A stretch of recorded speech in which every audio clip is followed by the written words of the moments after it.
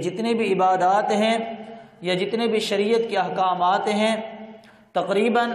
اللہ تبارک و تعالی نے جب ان کا حکم دیا تو ایک تو جبرائیل کے واسطے سے دیا، نمبر 2 زمین پر دیا۔ لیکن نماز ایک ایسی عبادت ہے جس کا حکم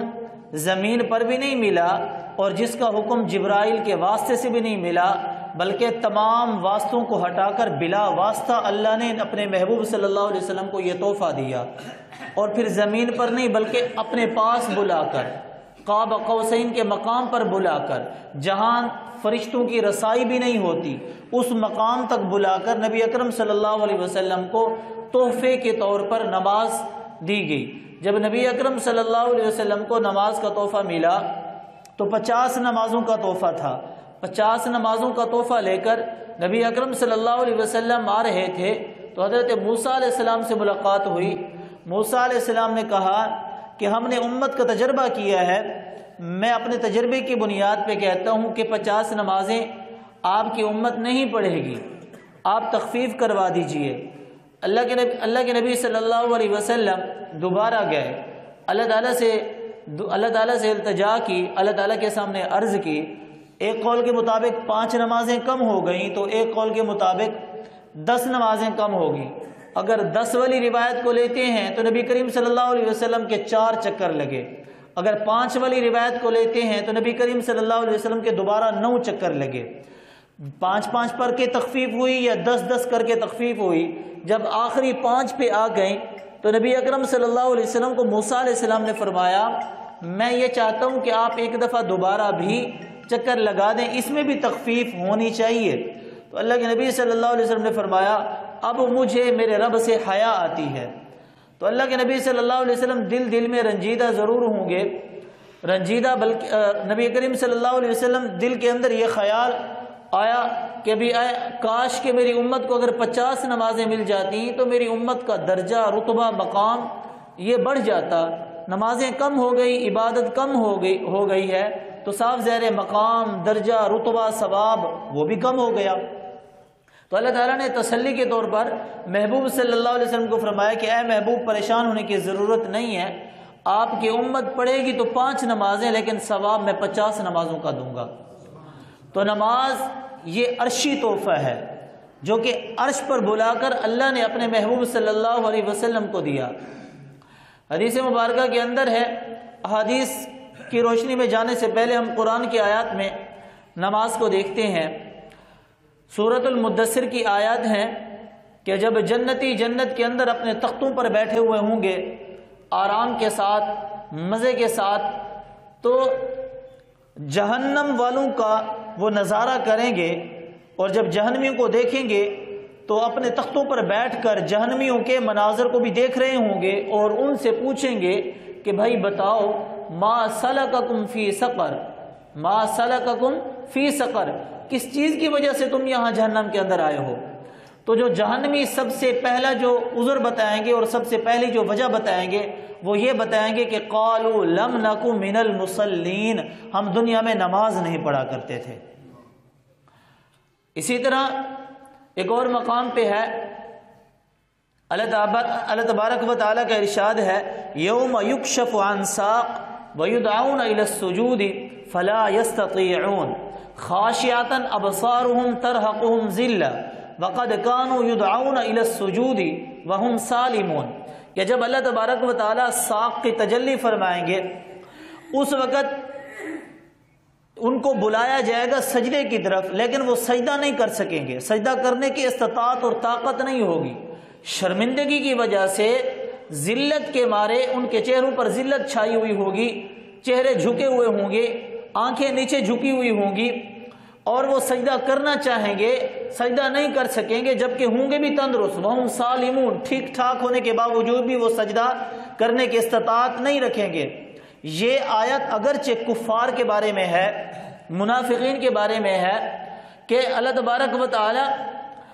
جب سجدے کے لیے بلائیں گے تو ایمان نہ لا کر دنیا میں وہ سجدہ نہیں کرتے تھے، تو کل قیامت کے دن وہ سجدہ کرنا چاہیں گے تو سجدے کی توفیق اللہ تبارک و تعالی ان سے سلب کر لیں گے، ان کی جو کمر ہے وہ تختے کی طرح ہو جائیں گی. یوں جیسے تختے کو یوں سیدھا نہیں کیا، ٹیڑھا نہیں کیا جا سکتا، جھکایا نہیں جا سکتا، تانبے کے تختے کی طرح وہ کمر ان کی سیدھی ہو جائے گی، وہ سجدہ نہیں کر سکیں گے. لیکن اہل ایمان کے بارے میں بھی ایک قول ہے کہ خطرہ اس بات کا ہے کہ ممکن ہے وہ لوگ جو دنیا میں سجدے نہیں کرتے تھے، دنیا میں نمازیں نہیں پڑھتے تھے، جب اللہ کل قیامت کے دن جب اللہ تبارک و تعالیٰ کل قیامت کے دن سجدے کا حکم دے تو ممکن ہے کہ اہل ایمان جو دنیا میں سجدہ نہیں کرتے تھے وہاں جب سجدہ کرنا چاہیں گے تو اللہ تعالیٰ ان کو بھی سجدے کی توفیق نہیں دیں گے، ان کی کمر مثل تختہ بن جائے گی،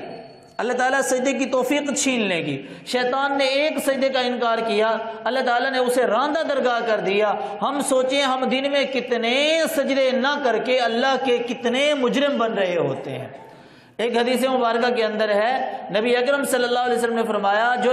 ایک نماز چھوڑ دیتا ہے تو اس کا نام جہنم کے دروازے پر لکھا جاتا ہے، اسی سے وہ بندہ جہنم میں داخل ہوگا. اب ہم کتنی نمازیں چھوڑتے ہیں اور ہمارے کتنی دفعہ نام لکھا جائے گا جہنم کے دروازے پر. ایک روایت کے اندر ہے نبی اکرم صلی اللہ علیہ وسلم نے ارشاد فرمایا کہ جب اذان ہو جائے، اذان ہو جانے کے باوجود بھی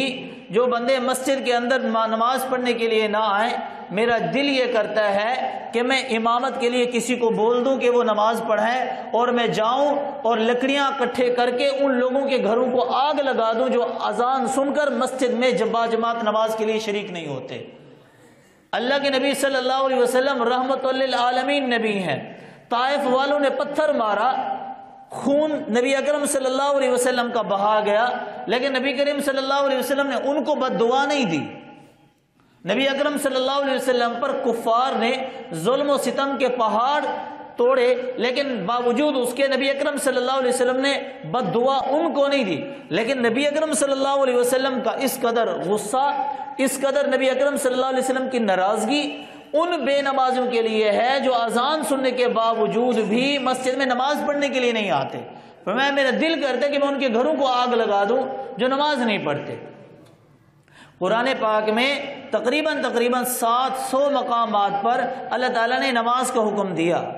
کہ نماز پڑھو، نماز پڑھو. اب اگر کوئی بڑا چھوٹے کو کہے کہ بیٹا یہ کام تو نے کرنا ہے، استاد شاگرد کو بولے کہ بھائی آپ نے یہ کام کرنا ہے، باپ بیٹے کو بولے کہ تو نے یہ کام کرنا ہے، ایک دفعہ بولے وہ نہ کرے، 2 دفعہ بولے نہ کرے، 4 دفعہ بولے وہ نہ کرے تو باپ بالآخر ناراض ہوگا، استاد بالآخر ناراض ہوگا، سزا بھی دے گا. تو خود اندازہ کریں کہ اللہ نے 700 دفعہ کہا نماز پڑھو، نماز پڑھو، لیکن اس کے باوجود بھی اگر ہم نماز نہیں پڑھیں گے تو کیا خیال ہے اللہ ہم سے ناراض ہوں گے یا نہیں ہوں گے؟ اور جب اللہ ناراض ہوتے ہیں تو پھر مختلف صورتوں کے اندر ہمیں عذاب، اجتماعی طور پر تو عذاب نہیں دیا جائے گا اس امت کو، کیونکہ ہمارے نبی صلی اللہ علیہ وسلم کی دعا ہے کہ یا اللہ میری امت کو ویسے ہلاک و برباد نہ کرنا جیسے پہلی امتوں کو تو نے ہلاک و برباد کیا. ایک ساتھ جیسے وہ تہس نہس ہو گئی اور ایک ساتھ جیسے وہ نیست و نابود ہو گئی. تو کالی کملی والے کی دعا ہے کہ اے اللہ میری امت کو ویسے نہ ہلاک کرنا. لیکن اللہ تعالیٰ انفرادی طور پر ہمارے گناہوں کی وجہ سے، گناہوں کی وجہ سے اور نمازوں کی سستی کی وجہ سے، اسی طرح دیگر جرائم کی وجہ سے اللہ تعالیٰ مختلف صورتوں میں ہمیں عذاب دکھاتے ہیں. کبھی وہ عذاب زلزلے کی صورت میں بھی ہو سکتا ہے، کبھی وہ عذاب سیلاب کی صورت میں بھی ہو سکتا ہے، کبھی وہ عذاب آندھیوں کی صورت میں بھی ہو سکتا ہے، کبھی وہ خشک سالی کی صورت میں بھی ہو سکتا ہے، کبھی وہ مہنگائی کی شکل میں بھی ہو سکتا ہے، کبھی ظالم اور جابر حکمرانوں کی صورت میں بھی ہو سکتا ہے، کبھی وہ عذاب اولاد کے نافرمان ہونے کی صورت میں بھی ہو سکتا ہے، کبھی وہ عذاب، کبھی اللہ تعالیٰ کی طرف سے جو دنیا میں سزا ملنی ہے وہ ہمارے معاملات اور تنازعات کی شکل میں بھی ہو سکتا ہے، لیکن ہم سمجھتے نہیں ہیں. فَاعْتَبِرُوا یا اولی الابصار، ان واقعات سے عقل مند لوگ تو عبرت حاصل کرتے ہیں، بجائے ہم عبرت حاصل کرنے کے ہم الٹا مساجد سے دور جا رہے ہوتے ہیں. اب جب ہمیں کہا جاتا ہے کہ بھئی نماز پڑھو نماز پڑھو، اپنے اعمال کو درست کرو، تو ہم کہتے ہیں کہ بھائی پہلے میرے حالات ٹھیک ہو جائیں، اس کے بعد میں پراپر ریگولر نماز پڑھنا شروع کروں گا۔ پہلے میرے حالات اونچ نیچ ہیں، میں ذرا پریشان ہوں، میں ذرا مصروف ہوں، پہلے میں اپنے حالات ٹھیک کر لوں، اس کے بعد میں پابندی کے ساتھ نماز کا اہتمام کروں گا۔ یہ میری اور آپ کی سوچ ہے۔ اللہ تبارک و تعالیٰ کا ہاں ضابطہ یہ ہے کہ اے میرے بندے، یہ ضابطہ الٹ ہے، ایسا نہیں ہے۔ میرے ہاں ضابطہ یہ ہے کہ پہلے تو اپنے اعمال درست کر لے، تیرے حالات خود خدا میں درست کر دوں گا۔ ہم کیا کہتے ہیں کہ پہلے حالات ٹھیک کر لیں، بعد میں اعمال کو ٹھیک کریں گے۔ اللہ کے ہاں کیا ضابطہ ہے کہ اے میرے بندے تو پہلے اپنے اعمال ٹھیک کر لے، تیرے حالات میں ٹھیک کر دوں گا۔ ہم کہتے ہیں کہ نہیں پہلے میرے حالات کو ٹھیک کروں گا، بعد میں اعمال کو ٹھیک کروں گا۔ تو ضرورت اس بات کی ہے کہ ہمارے حالات کو ہم حالات کی طرف نہ دیکھیں بلکہ اعمال کی طرف دیکھیں، اعمال کی طرف راغب ہوں، ہم اچھے اعمال کرنے والے بنیں۔ اور اللہ تبارک و تعالیٰ نے توحید کے بعد سب سے زیادہ جس سبق پر زور دیا، جس چیز پر زور دیا وہ نماز ہے۔